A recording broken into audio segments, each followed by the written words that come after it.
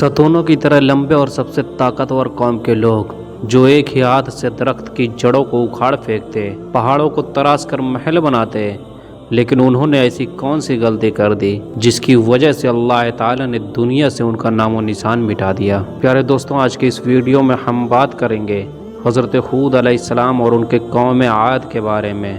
آپ سے گزارش یہی ہے آپ اس ویڈیو کو آخری تک ضرور دیکھیں، اور اگر آپ کو اسلام سے پیار ہے اور ایسے ہی اسلامک ویڈیو روز دیکھنا چاہتے ہیں اور بہتر سے بہتر جانکاری حاصل کرنا چاہتے ہیں تو اس ویڈیو کو دل سے لائک ضرور کریں اور چینل کو سبسکرائب کریں۔ تو چلیے دوستو شروع کرتے ہیں۔ طوفان نوح تھمنے کے بعد جب حضرت نوح علیہ السلام کشتی سے اترے تو انہوں نے اپنے تینوں بیٹوں کو مختلف حصوں میں روانہ کر دیا تاکہ دنیا میں دوبارہ انسانوں کو آباد کیا جا سکے۔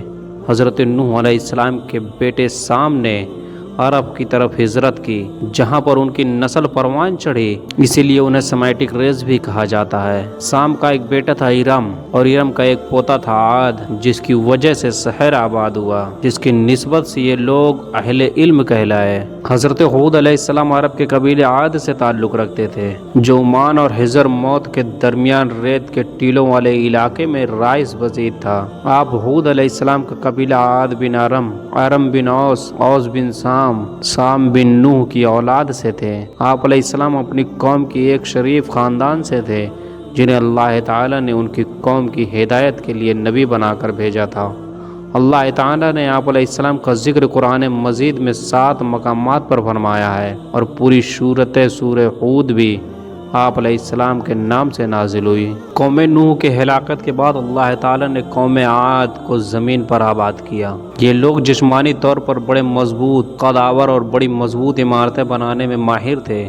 اللہ تعالی نے انہیں خوب مال اور دولت سے بھی نوازا تھا۔ قوم عاد اپنی جسمانی قوت کے غرور میں اتنے آگے بڑھی کہ اس نے اللہ تعالی کو بھلا کر اپنے ہی ہاتھوں سے بنا ہوئے بتوں کو اپنا معبود بنا کر ان کی عبادت شروع کر دی۔ ان کے 3 بڑے بت تھے جن کے نام سمد، سمود اور ہر تھے۔ قوم عاد کو گمراہی سے نکال کر ہدایت کی طرف لانے کے لیے اللہ تعالی نے اسی قوم کے ایک فرد حضرت ہود علیہ السلام کو نبی بنا کر ان کے پاس بھیجا۔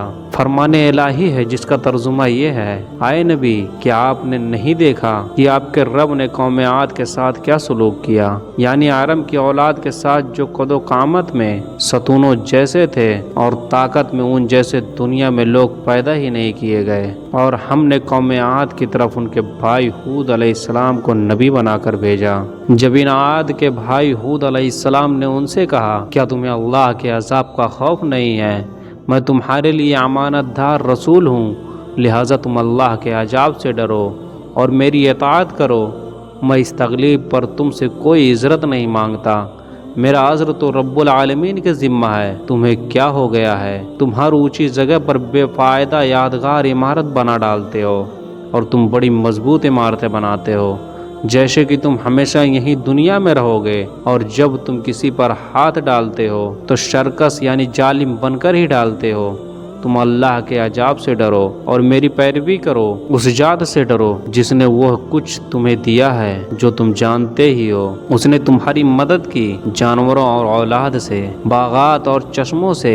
مجھے تو تمہارے بارے میں بڑے دن کے عذاب کا خطرہ ہے۔ جب حضرت ہود علیہ السلام نے اپنی قوم کو اللہ تعالیٰ کی توحید اور اس کی فرما برداری کرنے کی دعوت اور نافرمانی سے بچنے کی تلقین کی تو قوم عاد نے آپ علیہ السلام کی دعوت قبول کرنے کے بجائے آپ علیہ السلام کو جھٹلایا اور آپ علیہ السلام پر کئی الزامات لگائے، اور ان کی قوم کے سردار جنہوں نے کفر کیا وہ کہنے لگے کہ یہ رسالت کا دعوے دار تو تم جیسا ہی انسان ہے، یہ بھی وہی کھاتا ہے جو تم کھاتے ہو اور وہی پیتا ہے جو تم پیتے ہو۔ اپنے ہی جیسے ایک انسان کی پیروی کر لی تو یقیناً تم بڑے خسارے میں رہو گے۔ کیا یہ تم سے اس بات کا وعدہ کرتا ہے کہ جب تم مر کر خاک اور ہڈی رہ جاؤ گے تم دوبارہ قبروں سے زندہ کر کے نکالے جاؤ گے؟ یہ تو ناممکن بات ہے جس کا تمہیں وعدہ دیا جا رہا ہے۔ زندگی تو صرف یہی دنیا کی زندگی ہے۔ ہم میں سے کچھ لوگ مرتے ہیں اور کچھ دوسرے پیدا ہوتے ہیں،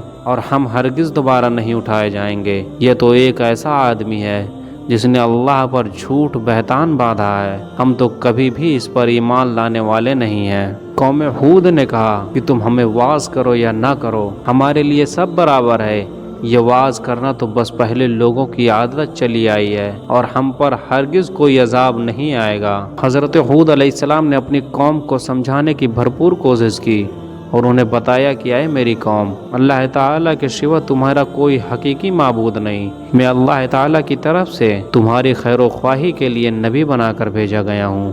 میں تمہارا خیر و خواہ ہونے کی حیثیت سے تمہیں نصیحت کر رہا ہوں کہ اگر تم بتوں کی پوجا چھوڑ کر اللہ تعالیٰ کے فرما بردار بندے بن جاؤ گے تو اس کا فائدہ تمہیں دنیا میں ملے گا اور آخرت میں بھی ملے گا۔ جب حضرت ہود علیہ السلام نے اپنی قوم کو سمجھایا کہ اپنے رب کا یہ احسان نہ بھولو کہ اس نے تمہیں قوم نوح کا جانشین بنایا اور تمہیں بہت سی دنیاوی نعمتوں سے نوازا، لہذا تم اللہ تعالیٰ کی نافرمانی سے باز آ جاؤ اور میری دعوت توحید قبول کر لو۔ قوم کے سرداروں عوام نے برہم ہو کر کہا کہ اچھا، اگر تم اپنی دعوت میں اتنے ہی سچے ہو تو ہمارے لیے اللہ تعالیٰ سے عذاب طلب کر لو۔ قوم نے جب عذاب کا مطالبہ کر دیا تو آپ علیہ السلام نے افسوس کا اظہار کرتے ہوئے فرمایا کہ اب تم عذاب الہی کا انتظار کرو۔ حضرت ہود علیہ السلام نے کہا، اب اللہ کی طرف سے اس کا عذاب اور غضب تمہارے لیے مقرر ہو چکا ہے، کیا تم مجھ سے ایسے ناموں یعنی معبودوں کے بارے میں جھگڑتے ہو جو تم نے اور تمہارے باپ دادا نے رکھ لیے ہیں؟ ان بتوں کے معبود ہونے کی اللہ تعالیٰ نے کوئی دلیل نازل نہیں فرمائی ہے، تو پھر اب تم بھی عذاب کا انتظار کرو،